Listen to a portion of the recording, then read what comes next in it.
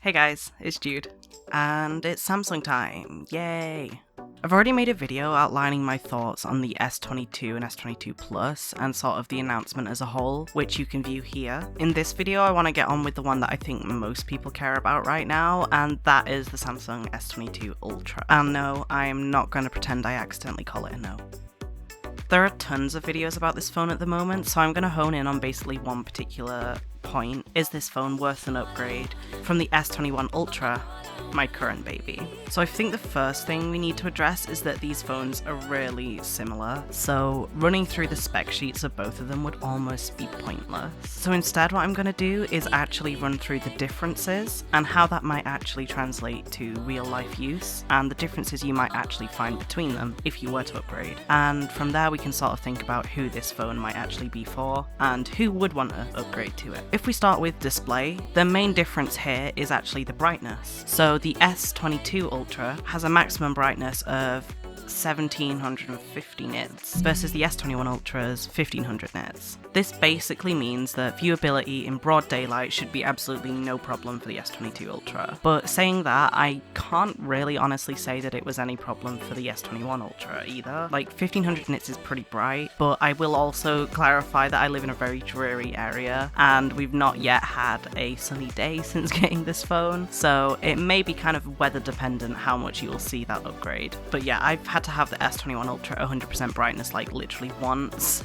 but your mileage may vary. Another difference between the two models in terms of screen is that the S22 Ultra uses Gorilla Glass Victus Plus versus the S21's Gorilla Glass Victus. Again, this is the sort of thing that I don't really know how much the average consumer is going to notice in terms of difference, but I'm sure that there is something that Corning has added in to make this different and justify a new model, and that's going to be helpful to someone out there, I have no doubt, and that may be you. We also have a more dynamic refresh rate on the newer model with more advanced LTPO technology. So this means that instead of varying its refresh rate from 10 to 120 Hz, it's going to be varying from 1 to 120 Hz, which should technically mean better battery life as it's better able to adjust how much power the screen is using at different times. But we'll get to battery life later. That's about it for differences on the display front. As far as I can tell, pretty much everything else is the same. I've actually read that there might actually be a higher pixel density on the S21 Ultra, but that should hardly be noticeable, and I don't even know how accurate that statement is because I don't know why they would do that. But anyway, is anyone at this point thinking about upgrading? I do sound really sassy saying that, but like for some people this will be enough to justify the upgrade, and totally fair enough. The next thing to really look at is performance, so like chipset, RAM, that sort of shenanigan. This year both the Exynos and the Snapdragon variants are looking pretty solid. They're using new 4nm technology, which should hopefully mean super efficient, high-powered performance. And on the benchmark side of things, that certainly looks like it's the case. The new Snapdragon 8 Gen 1 seems to be regularly getting over 1 million on Antutu benchmarks, and the Geekbench scores look like a nice jump over last year's Snapdragon 888 and Exynos 1200. How are you meant to say that? Is it Exynos 1200? Exynos 1200? I don't know. That one. The Geekbench gap between the Exynos and Snapdragon models seem closer than ever as well this year. We're seeing the Exynos do slightly better on multi-core scores, and the Snapdragon do slightly better on single-core, but really it's very slight differences and they're both kind of averaging out to be as good as each other. Good work, Samsung. Graphics and gaming wise though, despite the AMD palaver, it is looking like the Exynos is flagging behind the Snapdragon model in a lot of benchmarks and FPS counts. It is a shame, but I have to say it's not a massive surprise to me. I'm kind of seeing this AMD collab as kind of akin to the OnePlus and Hasselblad collab. I think it's going to take a few years for us to really see the fruits of that partnership. That is, if we actually see anything beyond like a fancy name to add to marketing. But that being said, the chip does apparently support ray tracing, which is a technology that basically means that the lighting that is rendered in games looks a lot more impressive, and that sounds really shit. Like, that sounds like it'd be a very small difference, but when you actually see the results in games, it does make a huge difference, and it is a really cool thing to see in mobile chipset. And obviously at this point, there's not a lot of games that actually support that technology, so maybe over the next year we will start to see some introduce that, and maybe that'll be the point when the Exynos 2200 really shines versus the Snapdragon counterpart, because ultimately benchmarks don't really matter if one is getting better real-life results and more appealing results for gamers. But I suppose that is the thing though when it comes to an S21 Ultra upgrade. At the moment, as things stand, you're probably not going to see a massive jump in performance between this year's and last year's models, because the fact is games developers, they want their games to be as playable for as many people as possible, so they're not going to outspec most of the market for the sake of one new chipset, and the S21 Ultra is perfectly capable of playing pretty much every major title at max settings at pretty decent FPS, if not maxing out the FPS count. So I guess in terms of upgrading, the question would be, do you need those extra few FPS on Genshin right now? Or are you the sort of person who's okay waiting for the technology to mature a little and for that AMD partnership to really start coming into fruition? Because in that case, I might say, wait for next year or the year after. RAM is also a very interesting change this year. I think it is slightly overblown by some reviewers, because the bottom line is 12GB of RAM is available on literally every other model of the S22 Ultra other than the base 128GB one. But it does mean that you're gonna have to shell out another, I don't know, 50, 100 quid to get the same experience you would have been paying for last year, or the same spec sheet, which is kind of... I don't really know why they've done that. Well, I mean, I do, it's money, but... Realistically though, that 4GB difference on the base model isn't going to make a lot of difference, but if you are upgrading from a 128GB S21 Ultra to 128GB S22 Ultra, it might be a little bit depressing to see your old phone outperforming your new in some areas, some very small areas, but if you're coming from the 512 16GB variant, why? Why did you do that? Surely if you were getting 512GB, you were hoping for more than a year of use out of your phone. I'd just keep it at that point. I'm just kidding, I'm being cheeky, you can do whatever you like. If you do want to see the kind of effect that these spec changes have on real-world scenarios, I've been putting together a playlist like I always do about the S22 lineup, and in it I'm putting a huge priority on the S22 Ultra and comparisons to last year's phones. So that link will be in the description and clickable at the end of the video, so that'll give you a little more extra detail on how it's performing in real life. If you like my style of picking out the best videos for every phone I discuss and making a little playlist for you guys, consider following, because I literally do it for every single phone I mention. And I already have plenty made, and a pretty decent one for the S21 Ultra if you're coming here kind of interested in that. And if you are interested in the S21 Ultra, consider subscribing, because I'm not done making content with it yet. The next thing I think people get excited about discussing when there's a new release is, of course, camera. I do think this is the sort of thing that's kind of best to see for yourself. So in the playlist I just mentioned, I'm putting in lots of videos that are comparing cameras to last year and all other good camera comparisons. But the TLDR on the camera front is that, as I see it, it has improved a bit. The specs are on paper basically identical. I think that is worth mentioning. I think the only on paper difference between the two is that the 3x and 10x zooms actually have a slightly shorter focal length. So they're a little wider this year, so therefore technically less zoomy. So I don't really know why they've done that, but I don't think that'll be a major difference that you can notice day to day. They've also apparently changed the glass on the lenses, meaning less lens flaring, which is hopefully going to be a really good improvement, because I did notice that was one of the major issues I had with the S21 Ultra in my camera comparison versus the iPhone 13 Pro, which I made a couple weeks back, which you can check out here if you want to see that camera in more detail. And they've also made some big improvements to optical image stabilization on the lens, which hopefully means, combined with the new sort of AI technology that's going on behind the scenes with the camera, we're going to see major improvements on the 100x and 30x space zooms, which we are actually seeing in results. So that's also really good, but also kind of niche in terms of who actually uses those features. You can still definitely tell they're digital zooms, they've not worked magic, but even 100x shots are now almost kind of usable, and noticeably more so than the S21 Ultra's attempts.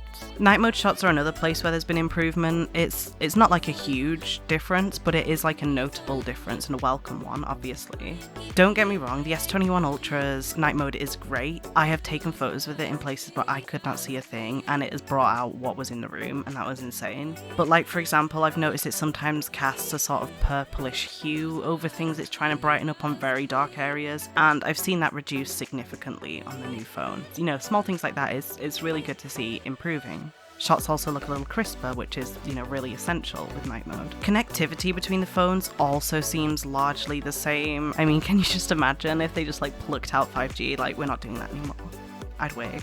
The next major difference that we see is in battery and charging. On paper, the only difference is charging speed, which Samsung have finally upgraded from 25 watts to 45 watts, though you will obviously have to pay for the privilege because charging bricks don't come in the box, and you might not have one if you're coming from the S21 Ultra. I do think this is a welcome upgrade though, because 25 watts can charge up a small battery pretty quickly, but when you have a very big battery like these two guys have at 5,000 milliamp hours, it can still feel kind of a slog to charge it to full. So I think finally we will start having like quick charging, though you probably won't necessarily notice that difference if you're someone who charges overnight, which I think a lot of people are. On the battery front though, I think it really needs to be spoken about a little more less spec sheety, because I think battery is one of those things that can be quite deceptive on spec sheet alone. I mean, look at Apple in the last few years of iPhones. Their battery life has been killer, but their battery sizes have been so much smaller than their Android counterparts. A lot of it is in software and optimization. And so sort of running on from that thought, whilst 5,000 milliamp hours on paper might seem awesome, actually in practicality, it's currently looking like the S22 Ultra's battery life is actually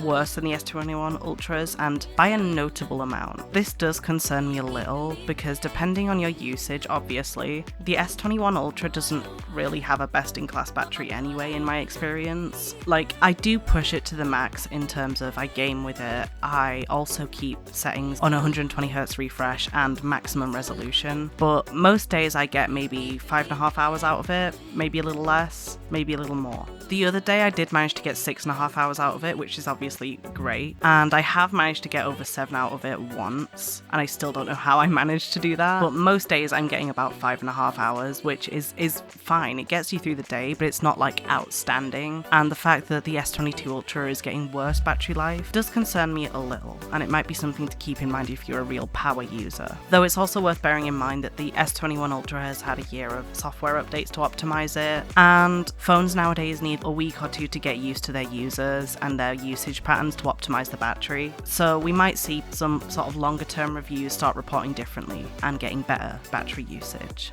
Sorry for the shift in brightness.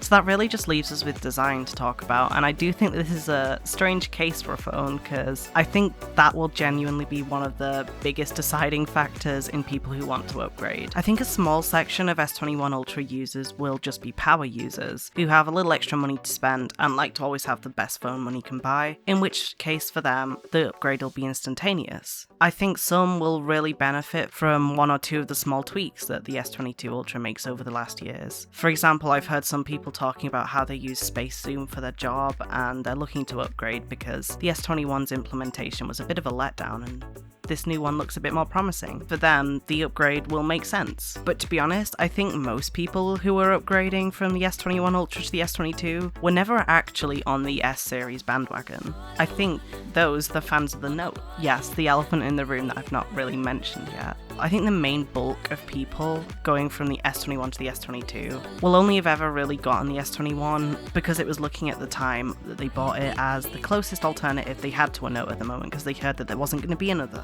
Or maybe they just wanted an S Pen that was released earlier in the year, something like that. And the fact is, the S22 Ultra just does those Note-like things a lot better, because it's basically a Note. And so for those people who are making that sort of decision, who are thinking about those things, who prioritize that Note experience, this upgrade is just going to make so much sense for you, even if the spec sheets doesn't necessarily reflect massive jumps in experience.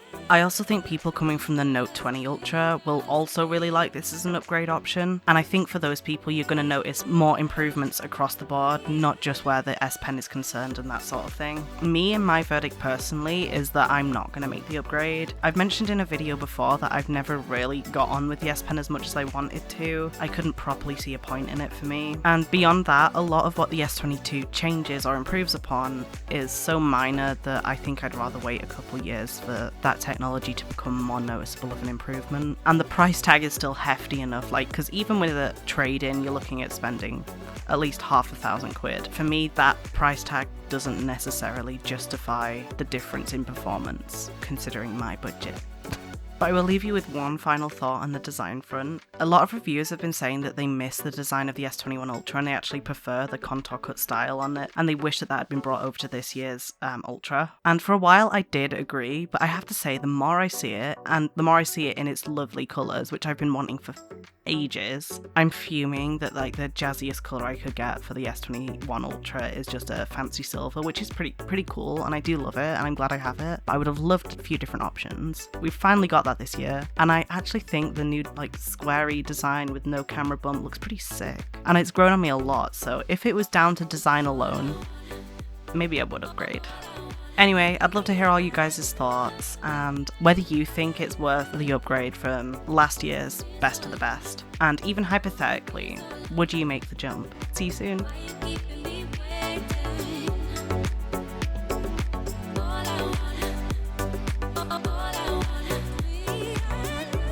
Bit more of a viewable experience with the Note. With the Ultra.